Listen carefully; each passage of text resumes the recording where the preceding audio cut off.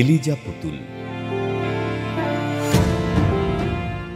এ প্রজন্মের সঙ্গীত শিল্পী। মূলত একজন বাউল শিল্পী হিসেবে পরিচিতি পেলেও তার গানের শুরুটা হয়েছিল শাস্ত্রীয় সঙ্গীতে। বাবা মায়ের অনুপ্রেরণায় তার গানের জগতে আসা। অবশ্য বাউল শিল্পী হতে গিয়ে পরিবারের আপত্তির মুখে পড়তে হয়েছে তাকে। ছোটবেলায় বাউল সঙ্গীতের কিংবদন্তি ফরিদা পারভিনের গান শুনে তার আগ্রহ জন্মে বাউল গানের প্রতি। এরপর বিভিন্ন বাউল আখড়ায় ঘোরাঘুরি চলে তার। একসময় শিষ্যত্ব গ্রহণ করেন বাউল গানের নিবেদিত প্রাণ শফি মণ্ডলের কাছে। এরপর থেকেই পুতুলের সত্তায় আজ শুধুই লালন, আর খুঁজে ফিরছেন বাউলের আত্মাকে।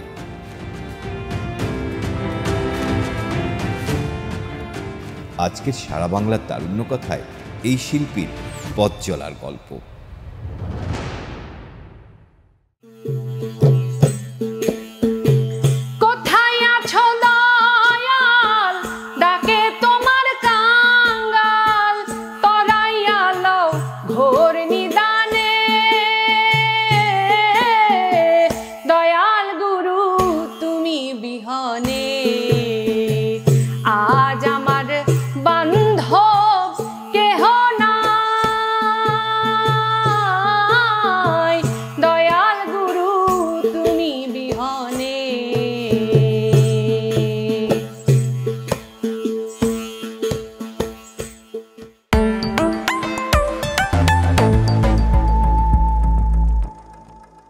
বাউল মত বা বাউলের যে দর্শন, এটা হচ্ছে সহজ, সাধারণ এবং সার্বজনীন। আমার কাছে, আমি তো খুব ছোট মানুষ, তো যেটা হয়েছে, আমার শুরু থেকে যদি বলি, আমি খুব ছোট তখন। শ্রদ্ধেয় ফরিদা পারভিন একটি অনুষ্ঠানে, বেশ প্রকৃতির অবস্থা তখন বেশ খারাপ ছিল, তো তিনি বললেন ওখানে যে আসুন না আমরা সবাই মিলে সেই যে একজন আছেন তার কাছে একটু প্রার্থনা করে বলি যে বৃষ্টিটা যেন কমে যায়। তো সঙ্গে সঙ্গে উনি 2 লাইন গান ধরলেন, সাইজির গান, লালন সাইজির 2 লাইন বাণী ধরলেন। সঙ্গে সঙ্গে আসলে হলো কি, আমার তখন আসলে ছোট মানুষ আমি, বা ছোট বুদ্ধি, আমি দেখলাম যে 2 লাইন গান গাওয়ার পরেই আসলেই বৃষ্টি থেমে গেল। মানে এই যে অলৌকিক একটা ব্যাপার, তখন ওই শিশু মনে আমার বেশ নাড়া দিয়েছিল যে আসলে এই বাউল দর্শনটা কি, বা এই যে লোকগান বা লালন সাইজির বাণী কি আছে, এর মধ্যে কি আছে যেটা এমন হতে পারে যার ডাকে একদম সঙ্গে সঙ্গে এরকম লৌকিকতা হতে পারে। তো এই ঘটনার পর থেকেই আসলে আমার লোকগানের প্রতি, তারপর লালন সাইজির প্রতি একটা ভক্তি তখন থেকেই শুরু হলো, যে আসলে কি আছে আমি খুঁজতে চাইলাম। তো এরপরে যখন আসলে কি আমাদের যে সমাজ ব্যবস্থা যেরকম, আমি তখন বেশ ছোট, আমাকে তো নিশ্চয়ই ওইভাবে কেউ এই মত বা এই দর্শন খোঁজার জন্য, দর্শনের মধ্যে কি আছে এটা খোঁজার জন্য আমাকে কেউ যেতে দেবে না, কোথাও নড়তে দেবে না, আসলে বাবা মা তো নড়তে দেবে না। তো 2009 সালে আমি যখন ঢাকাতে আসলাম, তখন আমি ঠিক বিভিন্ন সাধু সঙ্গে 2009 থেকে 13 পর্যন্ত যাওয়া শুরু করলাম, যাওয়া আসা, জাস্ট বোঝার চেষ্টাই করছিলাম যে আসলে কি আছে। তো আজ এত বছরের এই জানার চেষ্টাতে এতটুকু শুধু জেনেছি যে, আমি বেশি এখনো জানি না, এতটুকুই জানি যে এটা সহজ মত, সহজ পথ। এই পথ ধরে গেলে যাই হোক না কেন, মানুষ কখনো খারাপ হতে পারে না। এমনই একটা পথ, এমনই একটা মত, এমনই একটা দর্শন।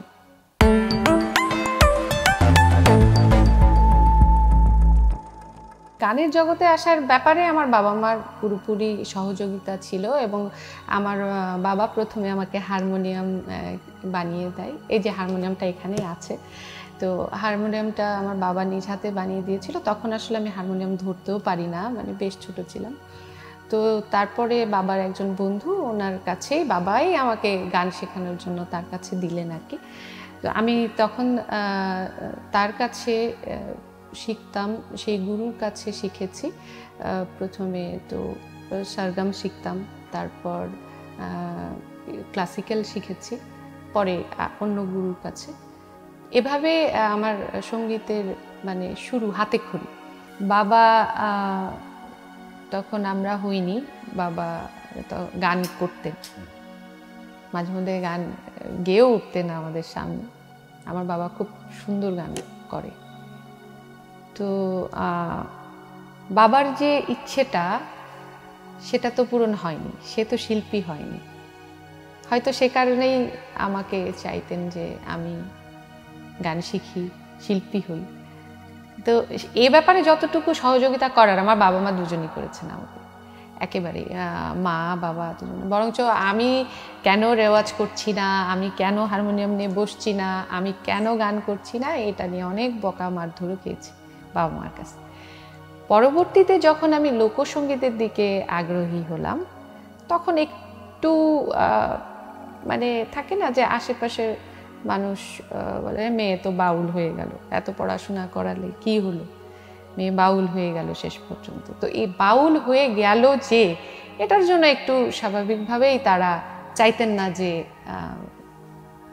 বাউল না হই, এমনি যে গান করছিলাম ওভাবেই চলি। এটাতে একটু বাধা ছিল আর কি। তাছাড়া আমার পরিবার থেকে পুরোপুরি সহযোগিতা আমি 100% পেয়েছি।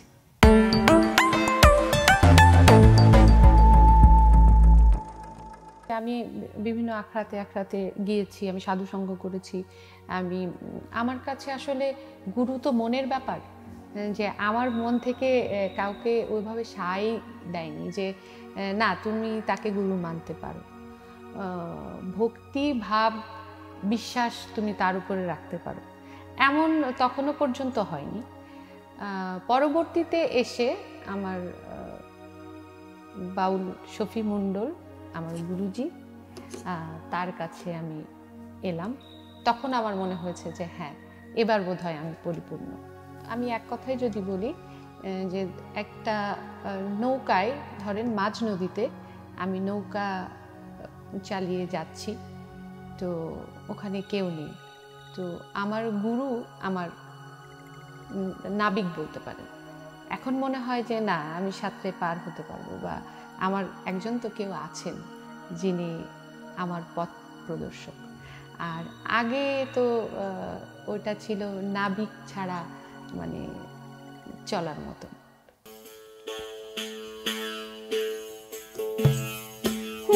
গুরুকুল ধরতে গেলে লোককুল ছাড়তে হয়, কোন কুলেতে যাবি মনোরায়। গুরুকুল ধরতে গেলে লোককুল ছাড়তে হয়, কোন কুলেতে যাবি মনোরায়, কোন কুলেতে যাবি মনোরায়।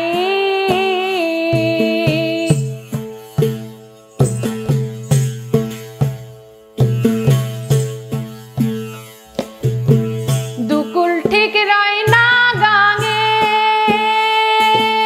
এক কুল গড়ে এক কুল ভাঙে। দুকুল ঠিক রয় না গাঙে, এক কুল গড়ে এক কুল ভাঙে। তেমনি যেন সাধুর সঙ্গে, তেমনি যেন সাধুর সঙ্গে বেদ বিধির কুল দূরে রয়, কোন কুলেতে যাবি মনোরায়, কোন কুলেতে যাবি মনোরায়।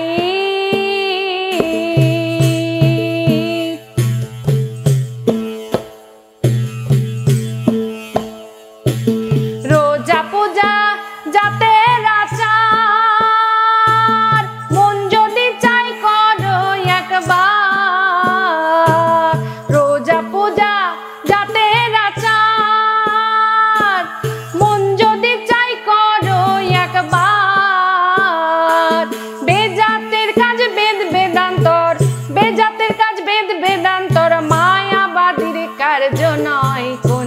কুলেতে যাবি মনোরাই,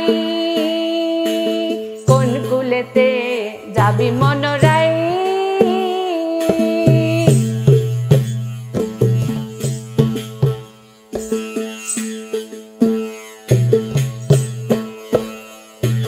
ভেবে বুঝে এক কুল ধরো, দোটা নাই কেন ঘুরে মরো। ভেবে বুঝে এক কুল ধরো, দোটা নাই কেন ভেবে মরো।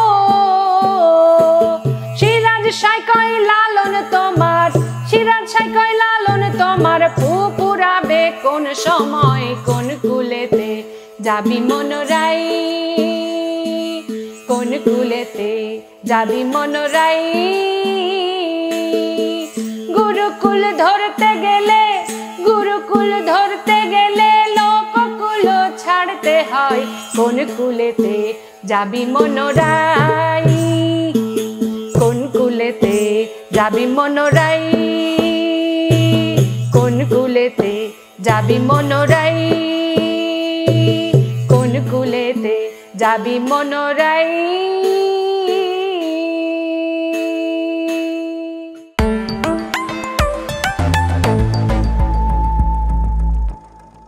আসলে বাউল তত্ত্ব বা আমি লালন সাঁইজির দর্শনকেই বলি যে আসলে মূল কথা তো একটাই, মানুষের সাধনা করা।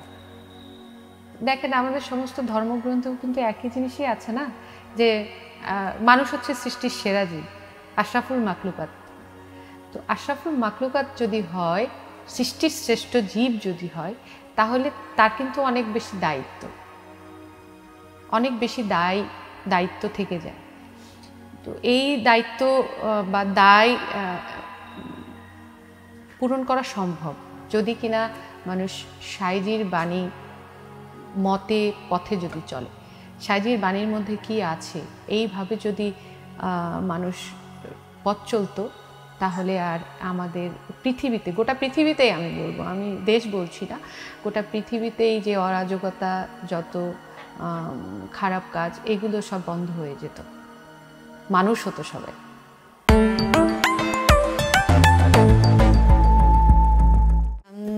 এমন মানব সমাজ কবে গো সৃজন হবে, যেদিন হিন্দু মুসলমান মধ্য খ্রিস্টান জাতি গোত্র নাহি রবে। এমন মানব সমাজ, এমন মানব সমাজ কবে গো সৃজন হবে। শোনা এলো ভেড়া বলি, দেবে না কেউ কান্ধে ঝুলি, ইতর রাফ বলি দূরে ঠেলে নাহি দেবে। এমন মানব সমাজ কবে গো সৃজন হবে।